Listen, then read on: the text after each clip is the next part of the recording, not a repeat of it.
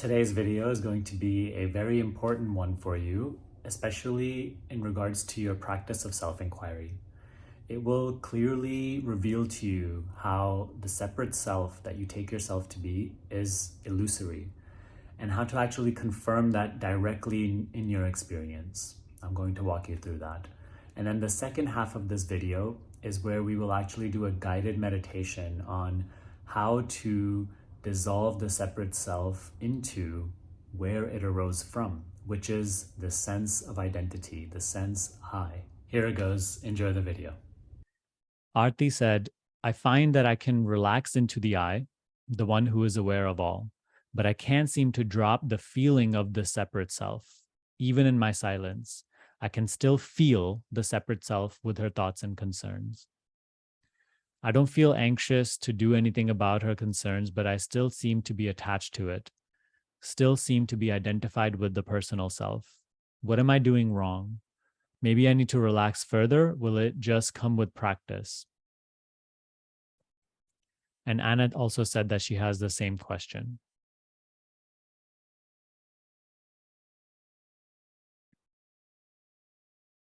If you really genuinely go into this pointer of returning to the seer instead of being focused in the scene, you will find that in time, when you're practicing,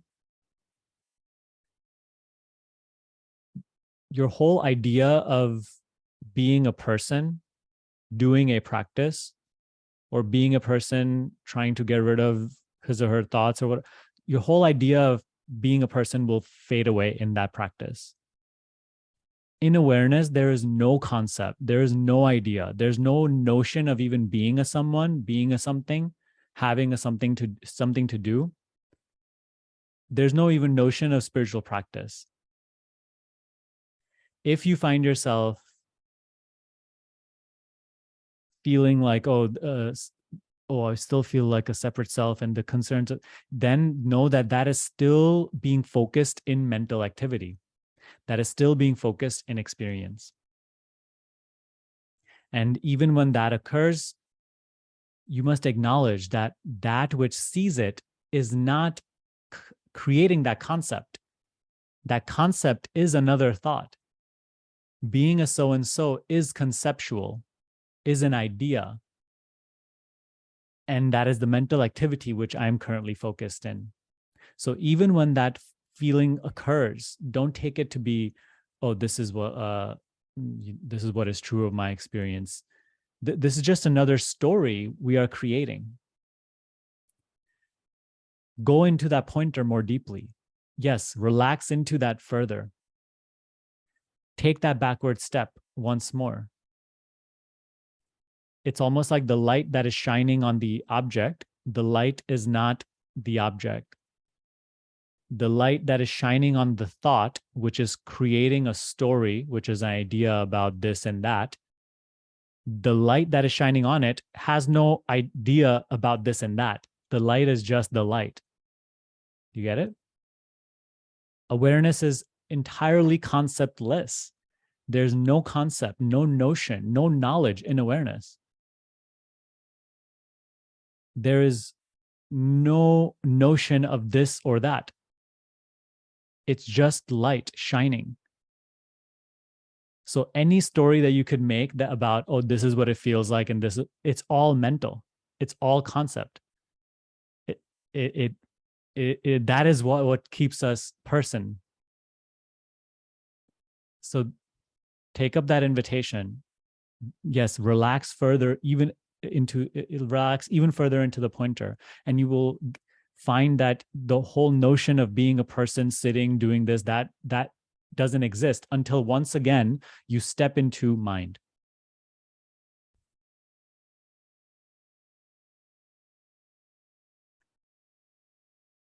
So that is first and foremost. But notice, even when you are sitting and you're practicing, and maybe you're even in a deeper meditation, yet still you feel like this theme of being a person sitting in meditation, See that, like, why that's arising. Because when you're acknowledging awareness of whatever object. You keep trying to do your best to take that backward step, and you may start like more acutely. You feel like, oh, it's happening here. My thinking's happening here. The hearing, you feel more acutely the sensations of the face, and you feel like I'm here.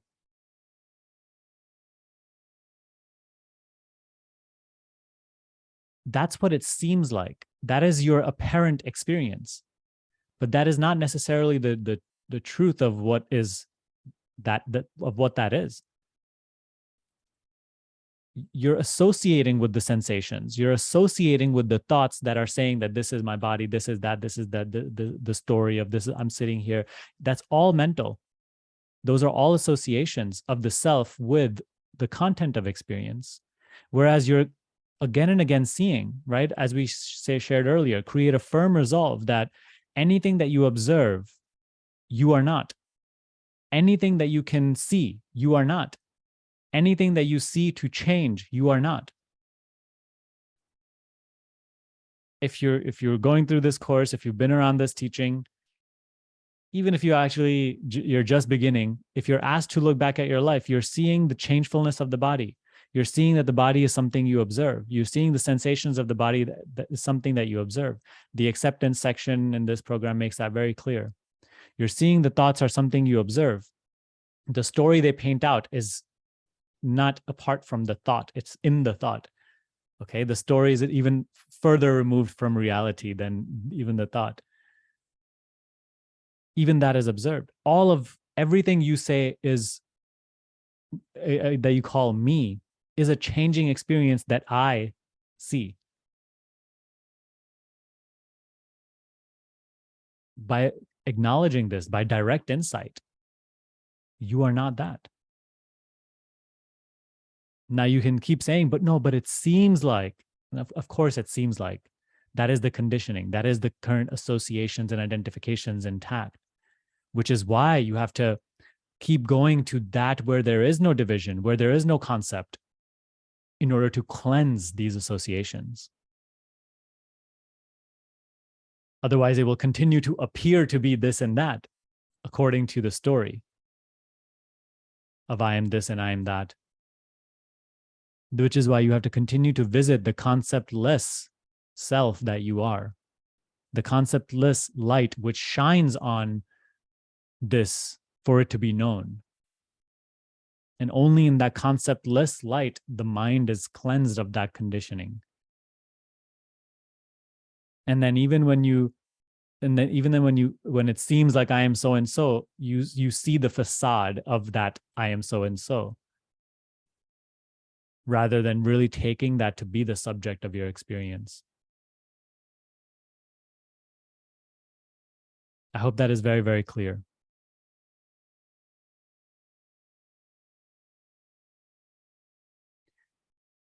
Being a person is a conceptual idea. The life I live and this and that is all conceptual. And on the personal level, it's fine. But when you're talking about these matters and you're inquiring into yourself, it is not fine, meaning you have to discard it as not me. And see it so clearly, at least for those moments in the beginning. In moments of practice, anything that I see, I am not. And invitation is to even extend that beyond just your sit-down practice. The body and the body's life and the body's doings and the mind apparently controlling this and that, all is an observed experience that continues to pass in front of you, like the trains coming and going. The I is that which is always at the heart of your experience, which in this practice you are returning to. You're returning the attention to that, rather than allowing that light to shine on experience, just sort of identified, associated with experience. You're acknowledging that self free from association. You're contacting the conceptless realm of being, which is not this or that, where there is no notion of this or that, where there's no notion of person or anything else. There's no notion of even person or self. There's no notion of even spirituality. And so you will notice this. Just relax further into the pointer. No matter what it seems like, forget what it seems like. It doesn't matter. Right now it'll seem like this, tomorrow it'll seem like that. What it seems like is not really reliable. You can't keep going by it. You have to go to what it actually is. The only thing, right? If you read the book I Am That, it's like 300 pages or something like that, and he keeps saying again and again that the only thing you can say about yourself with confidence is I am. Anything else you say is just an assumption, and you're actually just talking about your experience. You're not talking about yourself. You can say here that I'm sitting and I'm talking and I'm hearing and I'm doing. You're not really talking about yourself. You're talking about your experience. The teaching is that, and you can acknowledge this in your experience, that the only thing that you can say with confidence about yourself is I am, I'm here, I know. So this fact you have to return to again and again. That really is meditation. As we talked about on last Tuesday's call, it's like learning to fast from experience and instead reveling in that conceptless being, self, knowing. And there, think of it like this, like your entire mind is dunked into this ocean of light and all of its impurities, all of its, this seems like this seems like that, I am this, I am that, the world is this, all of that is being cleansed away. All of that is being seen as conditioning and not true. And then it cannot claim subjectivity anymore. What remains unconscious, what remains uninvestigated, continues to claim subjectivity, meaning it continues to claim I-ness, selfhood. There's a teaching by Ramana Maharshi. He says, we only continue to identify because of a lack of investigation. We only continue to suffer due to a lack of investigation into our experience. Even in the book I Am That, Maharaj continues to say that he says you only suffer because you're not able to really investigate deeply enough before you get carried away with your personal matters, your ideas about life. So our investigation has to be more maturing, more deeper. We need to be able to hold this as a priority. So when you say, still seem to be identified with the personal self, that's just an idea. That's just an idea that very cunningly keeps you focused in experience. I seem to be attached to it, just another idea. Don't fall for these things. Anytime you find yourself in, oh, this seems to be this seems to be that, just return to that which does not seem to be like anything. It just is, which is your very own being. The light that is shining on these thoughts, which are saying, this is what it seems like, this is what it seems like. This is all conceptual, but the light that shines on them is not conceptual. It is very true and real.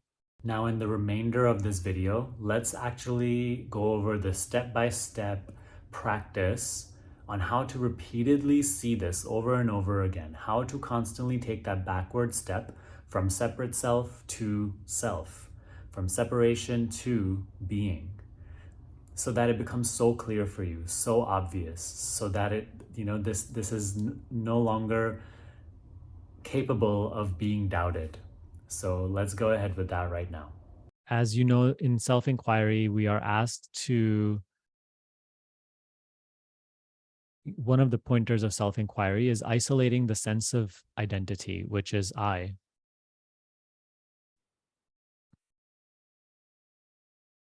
You see, and please do right now, like Please do so right now. Bring your attention to the sense I am.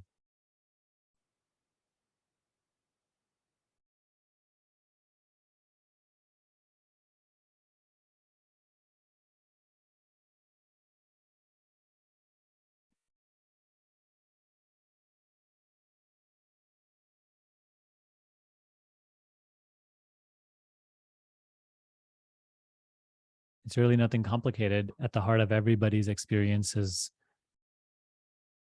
I, which I'm constantly referring to throughout my day.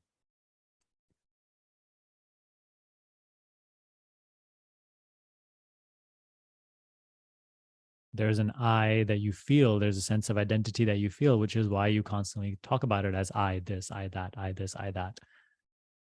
It doesn't matter right now if it's identified with this, identified with that, but what we first must acknowledge is that like the sense of identity is present, which is what we call I all the time, which is why we even have such a word and we know what it refers to. It refers to myself. And that's your inborn sense of identity.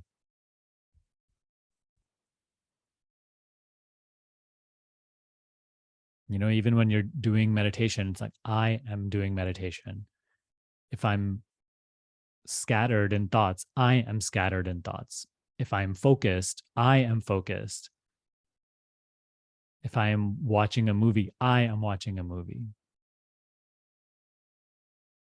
There's a sense of identity which pervades every single activity, every single even thinking or feeling.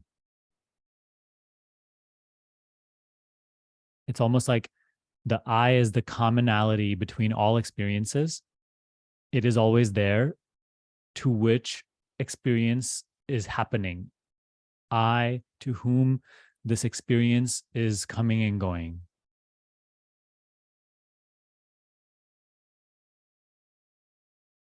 Self inquiry asks us, forget about the experience you keep talking about, right? The thinking and what the thinking's saying, the watching a movie or the driving or the showering or the sitting. I get it. Those are all valid experiences, but forget about those changing experiences and bring under your attention, under your quote unquote focus, the I that you keep talking about as having all of those experiences. So your attention, in a way, it's going from outward to inward, from other to self. Okay. So the question here by Puja, it's is to me, it's hard to focus on the I. There is a knowing, but can't focus on it as nothing. There's nothing to hold on to. Do you have any suggestions as how do you focus? So I wanted to cover this a little bit on the call a little more deeply. Although you should definitely go read that post. Um, if anything, I will also attach that post and underneath the recording of this Q&A call, as many of the group members also added their input. So it's a worthwhile conversation, which is worthwhile reading. So again, I'm finding it hard to focus on the I. There's a knowing, right? But I can't focus on it as nothing to hold on to. And you may run into this obstacle as well. So notice again, once again, bring your attention to the sense of identity, sense I. It's weird because when you do that, it's like, it's not really like focusing on a feeling or a sensation of even the body, because the I is the one doing the focusing. So this is what the main point to be very, very clear about. The I is that which focuses. The I is that which sees, looks, knows, is aware.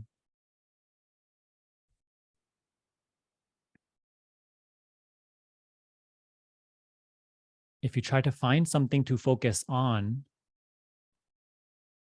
you'll keep looking outside of yourself. You'll keep looking away from I. Do you see? If you're trying to anchor your attention in something, you're always going to be looking outside of yourself, because the the I is which is focusing, which is looking, which is knowing. So say you even find a thought or a sensation or a feeling or an image, your focusing of that is, I am seeing that. I am looking at that. Again, that is the experience which is happening, which is coming and going to the I, that the I is seeing. So here we must adjust again. You must take that backward step again from what you see to the acknowledgement of that which sees, or to the acknowledgement of the seeing itself.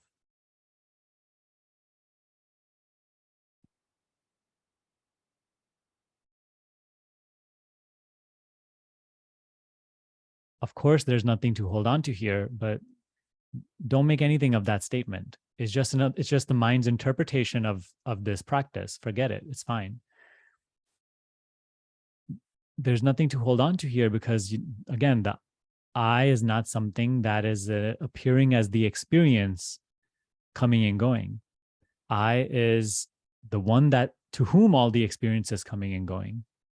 So you are returning your attention, your acknowledgement, your noticing to the one to whom experience is arising and passing, the one that sees, the one that knows, the one changeless aspect of all experience.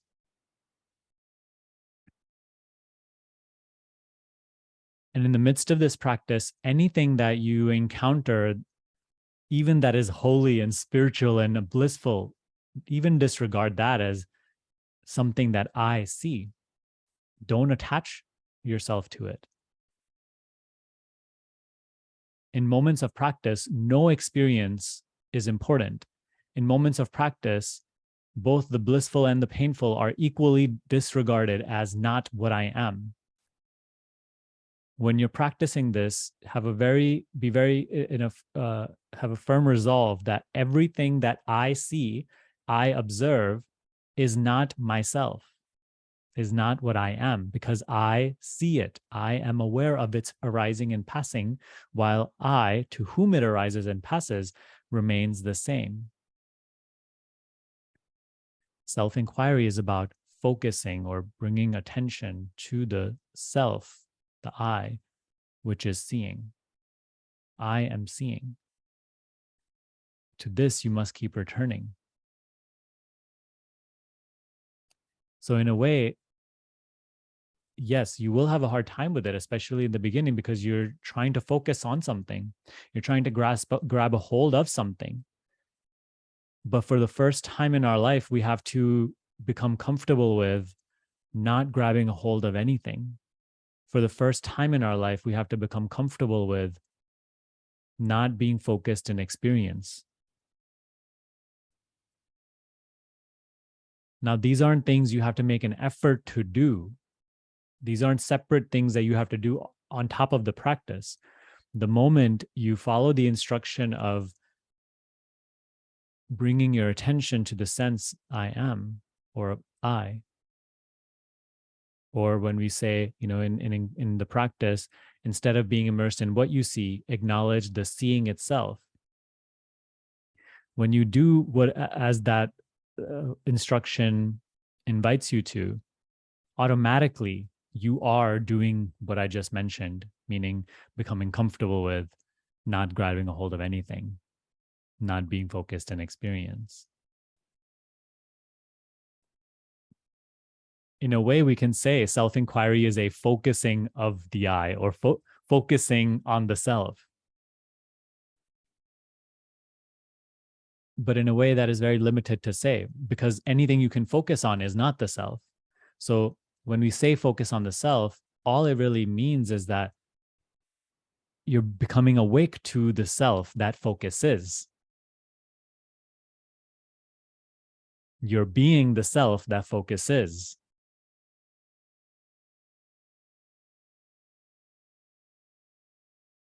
That's why we call it self-awareness.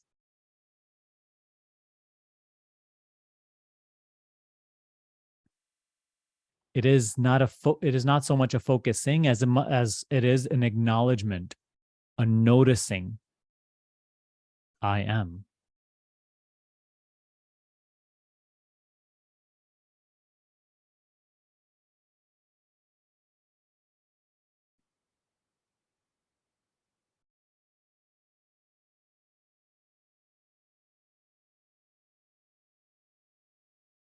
So I said in the comment, whatever you find yourself seeing,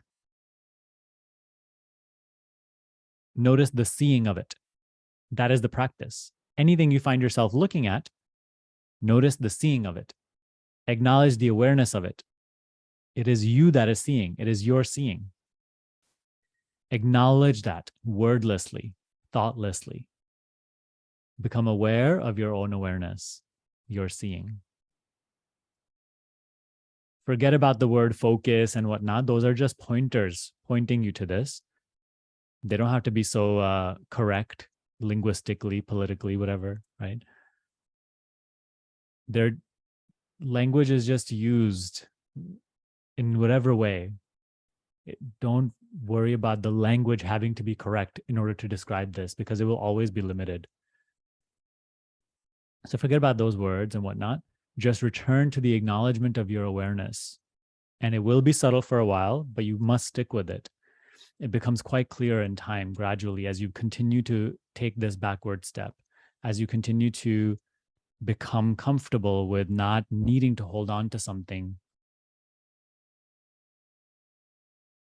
And you start to see that my being is not, it does not depend on clinging to an experience, meaning your being simply is, knowing simply is. It does not need a constant association, which is currently habitual, the associations and the identifications. But this can be let go of through a greater and greater awareness of self.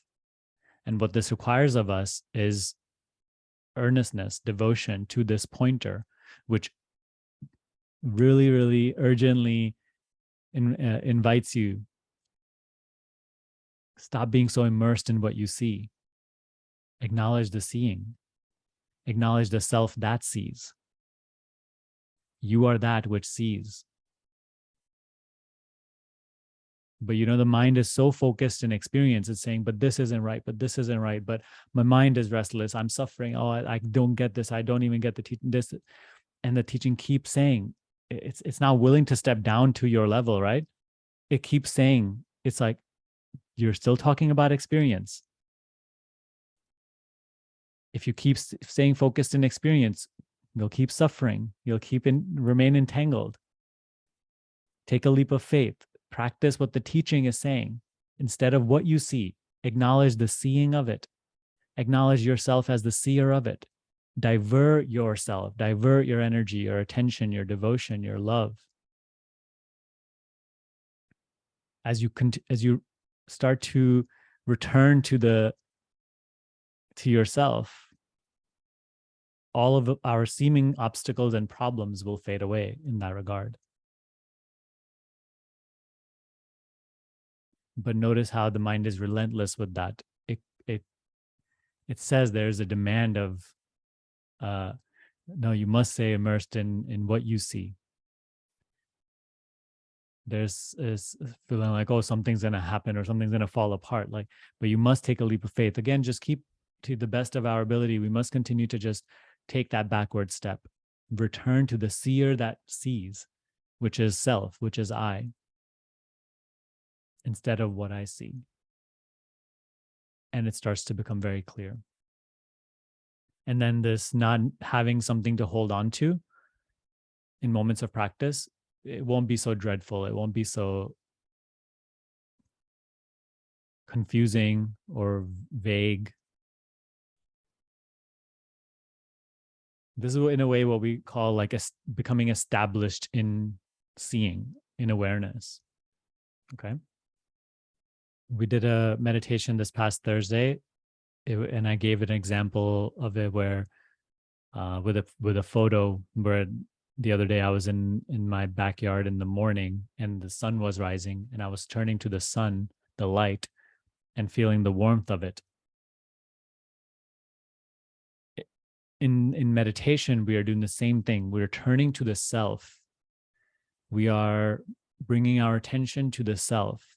But instead of focusing on something outside of ourselves, right? The light is actually shining from you. You are the sun that is shining, and you have to come to acknowledge yourself as that which shines, because of which experience appears and disappears.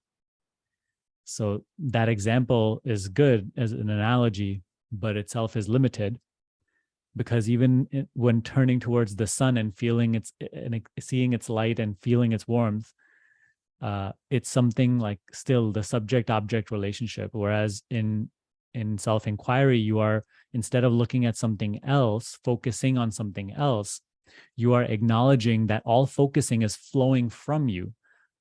Seeing is yours. The light, which is seeing, light is awareness. That's the way we use those terms, is yours, is you. Acknowledging that, you feel the warmth of the self, which is peace, fulfillment, happiness. I hope you gained a ton of value from this video. If this is something that you're having a hard time practicing on your own and you want support and guidance and be part of a community where you can remain really consistent with this and have all of your questions and doubts and confusions answered and dissolved, if you really want to go deeper into this practice of self-inquiry and discover the truth of who you are, dissolve suffering and become established in your natural peace and happiness, learn more about School of Awakening.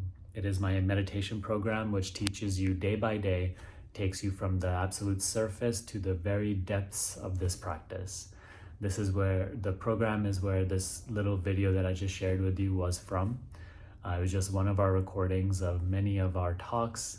If it resonated with you, I'm very confident that this program will really help you, not only deepen your practice, but also your entire spiritual understanding, your understanding of who you truly are.